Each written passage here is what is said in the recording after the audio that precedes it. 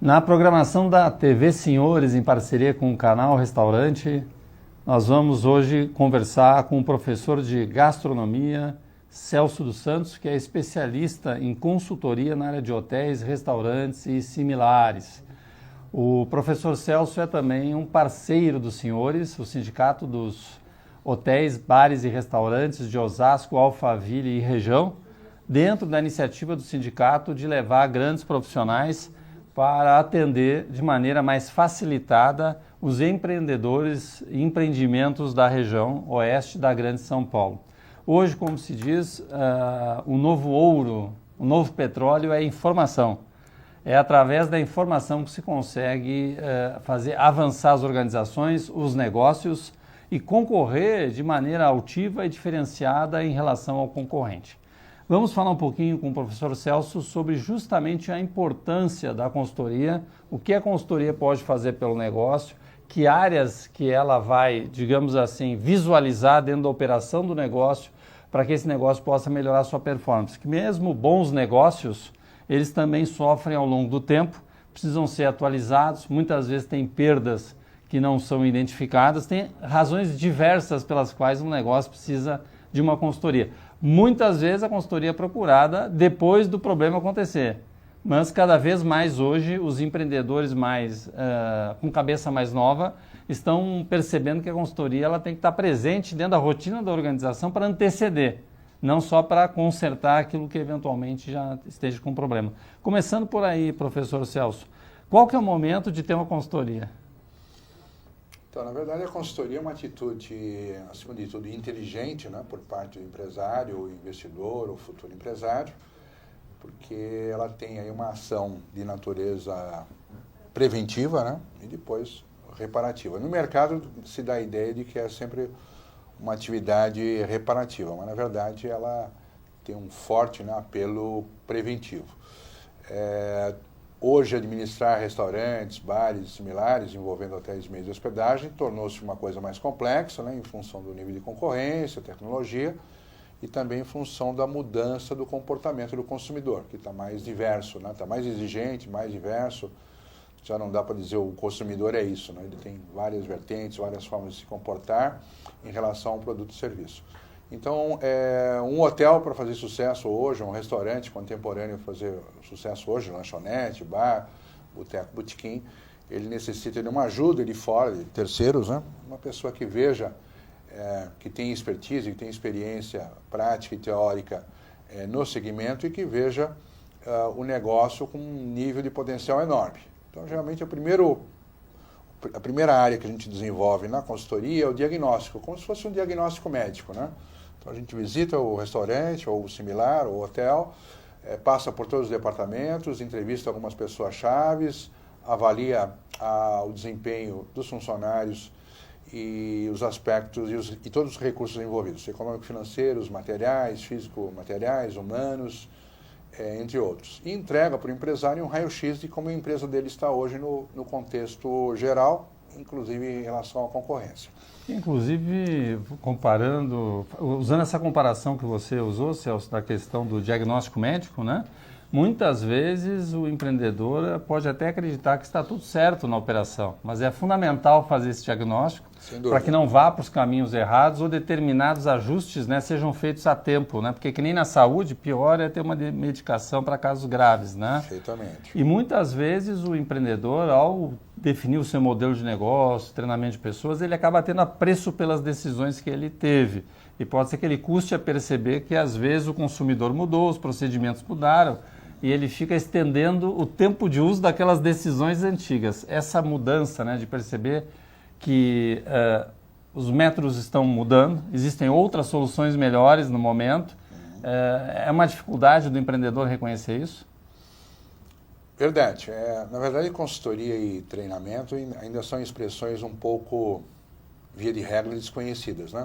Por muito tempo, essa parte de consultoria, entre aspas, e treinamento jogou-se na mão do próprio empregado, do próprio colaborador. Então, ele já deveria vir formado, né?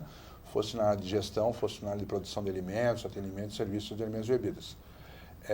Então, uma coisa que, nesse momento, né, político, econômico, social, esse momento de virada, né, que as empresas precisam cada vez mais se profissionalizar, e eu creio que os empresários começam a ficar mais sensibilizados com esse tipo de atividade. Quer dizer, é necessário que hajam terceiros, né, dentro da empresa, interagindo aí com a estrutura física e humana para atingir bons resultados, e a tal da sustentabilidade, que não é só social, né, não é só ecológica, mas principalmente econômica e financeira, que é o trabalho do nosso presidente, o Dr. Edson, junto aos senhores Osasco, Alphaville e região nesse momento.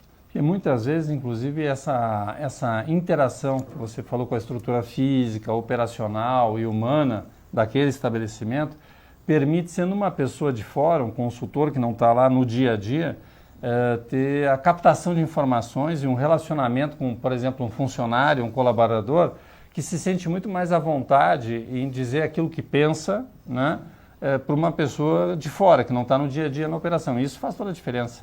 É verdade. Muitas vezes parece até um trabalho religioso, né?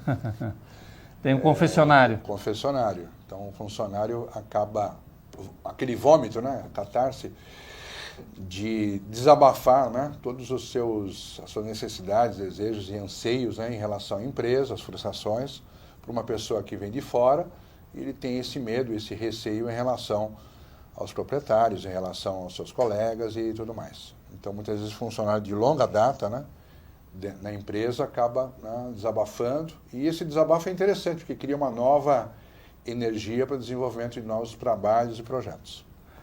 E quais são as principais áreas assim que de saída a consultoria se preocupa?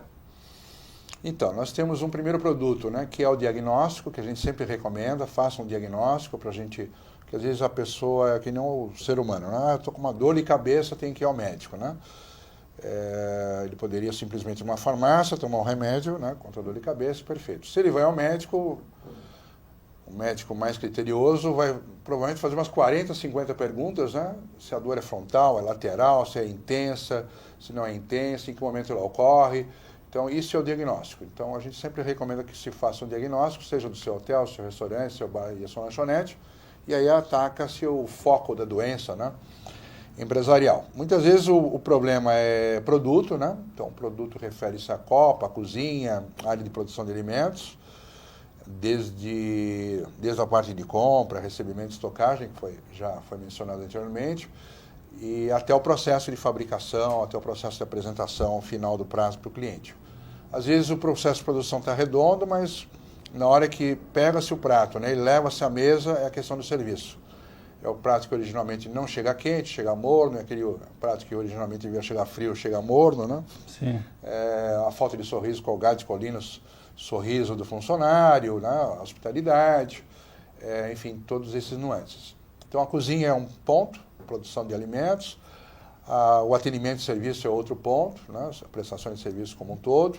Hoje tem demandado muito a questão da venda, porque a gente, numa boa parte dos casos, a gente tem um anotador de pedidos, né, não uma pessoa que faça uma venda proativa e que aumente o ticket médio da lanchonete, do restaurante, do bar. Nós temos treinamentos específicos para esse aspecto, como já ocorre, né, nas grandes redes de hotéis e de restaurantes, mas que pode ocorrer nos nossos pequenos e médios estabelecimentos.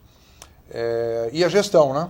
O líder, né? Muitas vezes a gente fala, a cozinha está ruim, de quem é a culpa? Do líder de cozinha, não do cozinheiro. O salão não está legal, de quem é a culpa?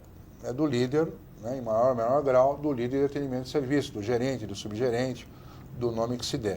Então, muitas vezes, esse líder se torna líder porque ele tem um conhecimento da operação, mas ele não sabe conversar, não sabe falar, não sabe ouvir, não sabe avaliar o desempenho das pessoas, não sabe motivá-las, informá-las. É um processo educativo propriamente, né? Porque muitas vezes a operação, enquanto processo, ela pode até estar funcionando bem, não está cometendo nenhum erro, digamos, do ponto de vista formal, do ponto de vista legal, do ponto de vista alimentar, mas muitas vezes, quer dizer, tudo isso está funcionando bem, digamos assim, sob critério técnico, mas o negócio não está funcionando. Perfeito. Né? Quer dizer, o negócio não é um sucesso, não dá lucro, né? Tem um espaço entre o que é a operação bem feita e o que é um negócio que dê certo, né? Isso acontece bastante hoje em dia, Celso, quer dizer, as pessoas, o negócio está certinho, mas enquanto a operação está certinha, mas enquanto o negócio não acontece o estabelecimento. É verdade. Aí que entra a palavra pesquisa, né? Então, volta e meia, você tem que estar pesquisando o concorrente, fazer uma pesquisa interna, né, junto aos seus funcionários, colaboradores internos, seus clientes externos, participando de eventos onde você tem uma visão mais macro, né, de como está o mercado e como vai estar o mercado daqui a um tempo, fazer um levantamento do que está acontecendo em termos de mercado. Recentemente nós fomos aqui para os Jardins, uma casa, né, uma cafeteria de nível assim que você só vai encontrar em grandes capitais internacionais e com faturamento abaixo, né? Então a pessoa investiu quase R$1 milhão nos Jardins, numa cafeteria, onde ele pensava que iria recuperar o investimento apenas com café. Né? Então não é uma rede de cafeterias, é uma cafeteria única, realmente é um trabalho exclusivo, né, em relação à questão de café, mas tem que trabalhar outros tantos aspectos. Né? Então, questão de gestão de cardápio, né? Sim. Já se foi a época que uma cafeteria sobreviveria só com a venda de café. Né? Hoje, às vezes o café é um produto até complementar. Né? Existem outros tantos que acabam tendo esse... Mas até uma commodity da casa, né? Quer dizer, é algo obrigação, tem que fazer muito bem feito, ainda mais que uma cafeteria, mas não necessariamente o negócio todo pode estar baseado no café. Agora, uma questão que eu queria que você comentasse, que tem se percebido um pouco, até hoje com o acesso que nós temos aí a diversos programas de gastronomia que abordam restaurantes do mundo todo, em que a gente percebe que muitas vezes essa ambição de transformar o seu negócio, às vezes o negócio de uma porta única, um estabelecimento único, num grande negócio, não precisa estar necessariamente, às vezes, no melhor ponto, que sempre ajuda, né? De você, digamos assim, estar com um grande marketing, que sempre ajuda também, né? Mas se percebe que, às vezes, pequenos restaurantes, até botecos, digamos assim, que acabam tendo uma alta especialidade em algo diferenciado, né, inusual, e que acabam fazendo um sucesso enorme, virando um grande negócio. Aqui em São Paulo nós temos alguns tipos, um que eu posso citar que é o caso do Mocotó, que originalmente lá na região norte, uma região de baixa gastronomia, sem frequência, digamos assim, gastronômica, na verdade, né? Só comida de conveniência, e que de repente dali sai um grupo empresarial com o tempo, porque as pessoas cruzam a cidade e vêm no interior para aquele restaurante, né? Então, quer dizer, hoje em dia o pequeno estabelecimento não é porque é pequeno, mas ele pode ter ambição. Com certeza. Aliás, boa parte dos empreendimentos que são considerados hoje mega ou grandes, né, até na área de franquias, começaram com um pequeno estabelecimento. E acertarem alguma coisa. E via de regra com menos de 30 metros quadrados entre produção, atendimento e serviço. Então essa sensibilidade com o mercado, estar sempre ouvindo o cliente, sempre atento, né, ao cliente, ao produto, né, que você está oferecendo. E a pesquisa, repito, né? Antes de você montar um negócio, tem que ter um plano de negócio, tem que ter um estudo de mercado, tem que dimensionar a operação, dimensionar bem o cardápio. Não vai fazer o cardápio que você vai colocar coxinha porque você gosta de coxinhas ou alguém na sua família gosta de tortas, né? Já vi, por exemplo, determinadas pessoas com determinados viés, né, de religião, né, que montaram um restaurante que não tinha nada a ver com a sua religião, né? Quer dizer, negócio é negócio, a religião é outra coisa. Sim. Então, esse é o verdadeiro empresário. Ele está atento à demanda real e à demanda potencial. Não o seu gosto e a sua conveniência. Não o seu gosto, da sua conveniência, da sua família, dos seus amigos. Porque as pessoas confundem muito às vezes, né? Vou montar um negócio porque tem aquela receita da vovó, né? Legal, interessante, importante. E porque nós já tínhamos uma tradição de atendimento e serviço. Quer dizer, hoje é muito mais do que isso. Localização ainda é importante, ainda é um aspecto importante, mas já não é por si só, né, o único elemento de sucesso. Então surgem, por exemplo, em São Paulo, né, que é uma capital da gastronomia mundial, né, estabelecimentos que a localização realmente não tem, né, importância de 0 a 10, talvez seja 0. Né? Não foi o fator principal, criou-se outras características, que é o caso que foi citado no Mocotó, é o caso do Frangó, né? Sim. Há pouco tempo atrás a gente veio atender um chefe francês aqui em São Paulo, né? Através dos senhores de São Paulo, através da Federação de Hotéis, onde estamos hoje aqui, e ele já vinha com um roteiro, né? Eu quero conhecer o Frangó, quero conhecer o Mocotó, quero conhecer o Arroidito. Quer dizer, ele já veio com um roteiro de restaurantes que ele queria conhecer por conta do seu produto, por conta do seu serviço, por conta de N fatores. É porque muitas vezes o estabelecimento, ele às vezes imagina que alguém está fazendo sucesso, ou fez sucesso por aquele determinado cardápio, aquele determinado prato, e acha que então para fazer o mesmo sucesso tem que ir no mesmo caminho, né? Quando às vezes você tem que procurar aquilo que você possa ser o diferente, né? Verdade. E aí muitas vezes isso são caminhos inusitados, esse caso que você citou do Dalvedito, por exemplo, né? Que era uma galinhada entre os colaboradores do restaurante, que fazia tanto sucesso que as pessoas começaram a chamar seus amigos, os amigos dos amigos, e virou um estabelecimento posteriormente, né? Então as pessoas não podem, digamos assim, desqualificar aquilo, por mais simples que seja, aquilo que elas sejam boas, né? Verdade. E a consultoria, muitas vezes, eu acho que a pesquisa pode ajudar a achar esse caminho. E a gente sempre brinca, né? Que às vezes a gente vai no estabelecimento e fala a mesma coisa que o dono, o proprietário fala para os seus empregados. De uma outra forma, né? De uma outra maneira, mas é a mesma coisa. Só que vem uma pessoa de fora, né? Talvez com a titulação de professor ou consultor, né? Com aquela sensibilidade, com aquela experiência de trabalhar já com esse processo. Uma outra coisa, pedagogia, né? de uma forma mais pedagógica. Mostra o problema, mostra a solução.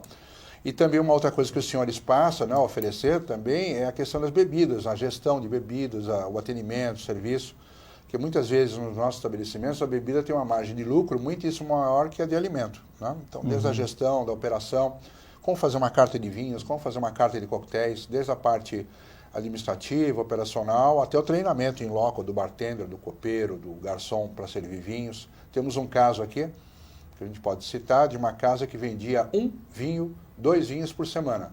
Hoje ela vende 40, 50 garrafas de vinho por semana, né? Apesar também do aspecto inverno, né? Mas por quê? Porque os garçons não tinham o menor treinamento, a menor segurança para oferecer um vinho. Não sabiam como segurar, como abrir, tipo de uva, safra, o que um treinamento de 20 horas, né?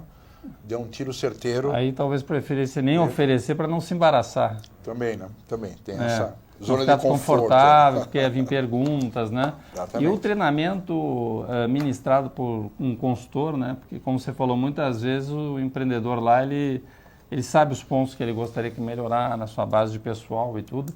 Entretanto, ele não consegue mais ter autoridade, né? Porque não dá para ter autoridade para tudo, né? Verdade. Sobre a equipe. E aí, vendo um consultor, me parece que é o caminho mais fácil, digamos assim, para evoluir rapidamente o quadro de pessoas. Você sente, então, que a resistência é menor vindo um consultor, ao invés do empreendedor tentar ensinar? Via de regra, sim. Via de regra. E se você quer crescer, você tem que delegar, né? O próprio empresário tem que delegar algumas funções.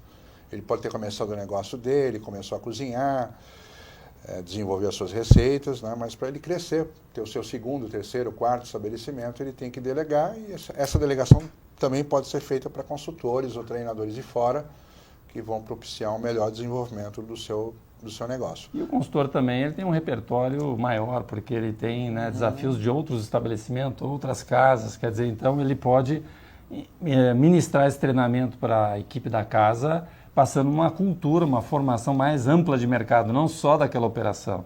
O consultor é um ser privilegiado, né? A gente aprende com as consultorias anteriores, né? Então, a gente não vai com nenhuma receita, né, pronta. A gente vai com a humildade de fazer o diagnóstico e aprendendo com os proprietários, com a experiência dos funcionários e obtendo esses conhecimentos. E a consultoria, então, é uma atividade contínua que deve estar presente mesmo na etapa anterior, né, do negócio, a idealização do negócio e também a parte de continuidade e manutenção do negócio. A consultoria deve estar sempre presente. Continuidade e até fechamento, né? Hoje nós temos casos em São Paulo que não conseguem vender. Por quê? Porque eles não conseguem mostrar o potencial que o estabelecimento tem, né? Ó, nós temos esse potencial, essa demanda real, essa demanda potencial. Por que o senhor está deixando o empreendimento? Bom, eu estou há 35 anos, não tenho filho para passar a bola, então eu estou deixando o segmento, meus filhos vão tocar outras profissões, mas daqui a 2 anos estou deixando, né, o mercado, me aposentando, ou fazendo uma atividade, né, mais tranquila. Mas precisa vender o negócio por um preço que vale. Então, às vezes, até o próprio projeto de venda, né? Ou seja, mostrar os pontos altamente positivos que esse estabelecimento tem naquela localidade e com aquele perfil de cardápio, atendimento, serviço e perfil de clientela. Finalizando, Celso, consultoria é só para média e grande empresa ou é acessível também para pequena empresa? é extremamente acessível para a pequena empresa, só que ela tem que colocar isso no orçamento, né? Então tem que se organizar. A nossa pequena empresa, pequena e média, cada vez mais se organiza para colocar consultoria e treinamento como item, componente do seu orçamento. Então, às vezes, sempre a gente faz a pergunta, né? Quanto por cento do seu orçamento está comprometido com treinamento dos seus funcionários e com consultoria, né, para dar sustentabilidade ao seu negócio para os próximos 5, 10, 20, 30 anos.